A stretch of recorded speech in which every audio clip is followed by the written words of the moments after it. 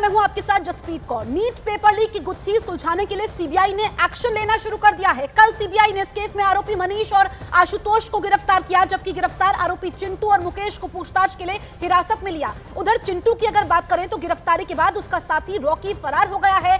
Paper leak में सबूतों और कड़ियों को जोड़ने के लिए सीबीआई की एक टीम हजारीबाग में डेरा जमाए हुए है। इस कड़ी में सीबीआई ने ओएसएस के प्रिंसिपल से घंटों पूछताछ की, जबकि पटना के बेउर जेल में बंद 13 आरोपियों से पूछताछ की तैयारी इस वक्त हो रही है। तो नीट पेपर लीक मामले में अहम जानकारी आपसे साझा कर दें। पुलिस सूत्रों से खबर मिली है कि आरोपी रॉकी नेपाल भाग गया है। रॉकी एक दिन के लिए पटना आया था, वो वहां देखा भी गया, लेकिन जैसे ही इस बात की भनक यूयू को हुई, रॉकी 9-2-11 हो गया। झारखंड के हजारीबाग के परीक्षा केंद्र से नीट यूजी का प्रश्न पत्र निकलवाने में रॉकी की भूमिका अहम मानी जा रही है। अब तक की जांच में यह बात सामने आई है कि रॉकी ने अलग अलग लोगों को क्वेश्चन पेपर भेजकर उसे हल करवाया था और चिंटू नाम के आरोपी के जरिए बिहार में पर्चा सप्लाई किया था। मगर चिंटू समेत 5 आरोपियों की गिरफ्तारी की खबर मिलते ही रॉकी नेपाल फरार हो गया। तो रॉकी जो कि मास्टरमाइंड है, नीट पेपर धांधली केस के मास्टरमाइंड को ढूंढ निकालने के लिए सीबीआई ने जमीन आसमान एक कर दिया है। मास्टरमाइंड कहीं भी छिपा हो सकता है, बिहार में, झारखंड में, महाराष्ट्र में, पश्चिम बंगाल में या फिर गुजरात में। मगर खबर यह है कि इस बीच इस केस का एक अहम सूत्रधार देश से फरार होने में कामयाब हो गया है। पुलिस सूत्रों के मुताबिक नीट केस का आरोपी रॉकी नेपाल भाग गया है। रॉकी एक दिन के लिए पटना आया था और वो वहां देखा भी गया, लेकिन पुलिस के हत्थे चढ़ने से पहले ही वो 9-2-11 हो गया। झारखंड के हजारीबाग के परीक्षा केंद्र से नीट यूजी का क्वेश्चन पेपर निकलवाने में रॉकी की भूमिका अहम मानी जा रही है। अब तक की जांच में ये भी बात सामने आई है कि रॉकी ने अलग अलग लोगों को क्वेश्चन पेपर भेजकर उसे हल करवाया था और चिंटू नाम के आरोपी के जरिए बिहार में पर्चा सप्लाई किया था। मगर चिंटू की गिरफ्तारी की खबर मिलते ही रॉकी नेपाल फरार हो गया, जबकि बीते 2 दिन से सीबीआई की टीम हजारीबाग के ओएसएस स्कूल के प्रिंसिपल एहसानुल हक से पूछताछ कर रही है। ये वही स्कूल है जहाँ पिछले महीने 5 मई को नीट यूजी की परीक्षा हुई थी।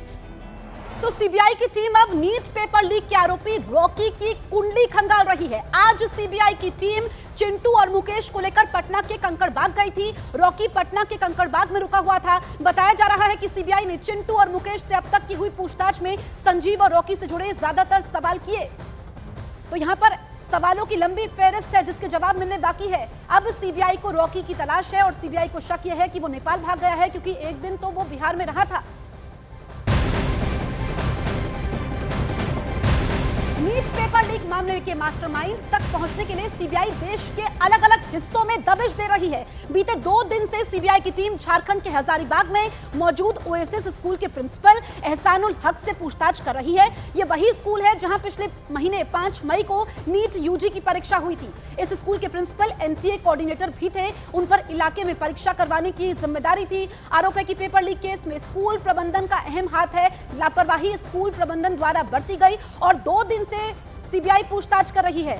आपको बताएं कि यहां पर एहसानुल हक से पहले पूछताछ हुई, उसके बाद दोबारा पूछताछ होती है। ओएसएस स्कूल के प्रिंसिपल हैं और इनसे पूछताछ जारी है। यहां पर शक ये है सीबीआई को कि ओएसएस स्कूल के ये जो प्रिंसिपल है, पूरा प्रबंधन है, इन्होंने ही पेपर लीक किया है, क्योंकि ई रिक्शा के जरिए पेपर भेजा गया था। बड़ी लापरवाही यहां पर बरती गई। हजारीबाग ओएसएस स्कूल यहां पर 2 दिन से सीबीआई ने डेरा डाला हुआ है और मास्टरमाइंड तक पहुंचने की कोशिश सीबीआई की लगातार जारी है। हम देख रहे हैं कि देश के अलग अलग हिस्सों में दबिश दे रही है। इस मामले में रोज नए नए खुलासे हो रहे हैं, चौंकाने वाले खुलासे हो रहे हैं। जो इसके किरदार हैं वो किसी फिल्मी कहानी की तरह हैं। उनके नाम भी फिल्मी है और किरदार भी फिल्मी है। और ऐसे में जो पटकथा लिखी गई, इसमें कई सारे लोगों की मौजूदगी, कई अहम गिरफ्तारियां होती है। अब ओएसएस स्कूल के प्रिंसिपल एहसानुल हक से पूछताछ हुई है, लेकिन सवालों की लंबी फेहरिस्त थी और ऐसे में सीबीआई ने जो सवाल पूछे उससे संतुष्टि नहीं मिली। इसी वजह से 2 बार पूछताछ हुई है। 5 मई को नीट यूजी की परीक्षा हुई थी और आपको बताएं कि ओएसएस स्कूल के प्रिंसिपल एनटीए कोऑर्डिनेटर भी थे। एनटीए यानी कि नेशनल टेस्टिंग एजेंसी, यही परीक्षा करवाती है। सवालों के घेरे में तो एनटीए भी है, क्योंकि 2017 में एनटीए की स्थापना हुई थी। उसके बाद हमने देखा कि नीट यूजी का जो पेपर लीक होने के सबूत बिहार से मिलते हैं, फिर हजारीबाग तक ये जांच पहुंचती है कि कहां से ये पेपर लीक हुआ था और कितने राज्यों तक इसके तार फैले हुए हैं, किन किन की भूमिका सामने आई है। ये हम आपको ग्राफिक्स भी बता रहे हैं कि अब देखिए जो संजीव मुखिया है, ये मास्टरमाइंड है, फरार है। इसी ने छात्रों के मोबाइल पर क्वेश्चन पेपर भेजे ये भी नेपाल भाग सकता है, ये भी सीबीआई को शक है। चिंटू सबसे पहले इसी के पास आया पेपर, मास्टरमाइंड संजीव मुखिया का रिश्तेदार है और इसकी गिरफ्तारी हो चुकी है। चिंटू की गिरफ्तारी अहम है। इसके अलावा मुकेश की अगर हम बात करें, इसकी भी गिरफ्तारी हो चुकी है। छात्रों को पेपर रटवाए गए, परीक्षा के बाद छात्रों को सेंटर से लेकर आया, तो इसकी भूमिका बड़ी थी।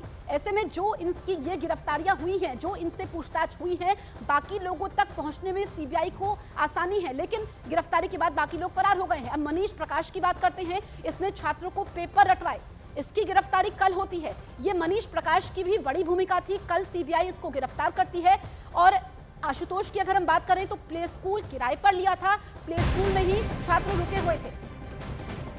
महाराष्ट्र के लातूर में नीट पेपर लीक में बहुत बड़ा पर्दाफाश हुआ है। पुलिस को शक है कि गिरफ्तार किए गए जिला परिषद के टीचर जलील पठान और संजय जाधव नीट स्टूडेंट वाले पूरे सेंटर को मैनेज करते थे। इस मामले में आरोपी नकल के बदले 7 से 10 लाख रुपए लेते थे। कितना बड़ा रैकेट है, कितना बड़ा नेक्सस है, आप इसके जरिए समझ सकते हैं। बड़ी जानकारी आप तक पहुंचा रहे हैं महाराष्ट्र के लातूर से। नीट पेपर लीक में एक और बड़ा खुलासा हुआ है। पुलिस को शक है कि गिरफ्तार किए गए जिला परिषद के टीचर, जिसमें जलील पठान का नाम है, संजय जाधव का नाम है, नीट स्टूडेंट वाले पूरे सेंटर को मैनेज कर रहे थे और पैसे लिए थे। आप ये समझिए कि नकल के बदले 7 से 10 लाख रुपए की रकम वसूलते थे और ये काफी छात्रों से पैसे ले भी चुके थे।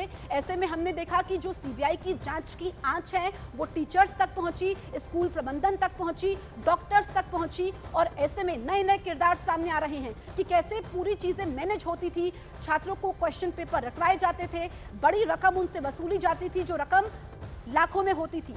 ऐसे में हर दिन नए खुलासे हो रहे हैं क्योंकि लातूर केस, नीट केस की जांच भी सीबीआई ने कल ही अपने हाथ में ली है। तो नीट पेपर लीक मामले को लेकर बंगाल की मुख्यमंत्री ममता बनर्जी ने पीएम मोदी को पत्र लिखा है। उन्होंने अपने पत्र में पुराने पैटर्न पर मेडिकल की परीक्षा करवाने की मांग की है। उन्होंने राज्यों को पहले की तरह मेडिकल की संयुक्त प्रवेश परीक्षा करवाने की मांग की है।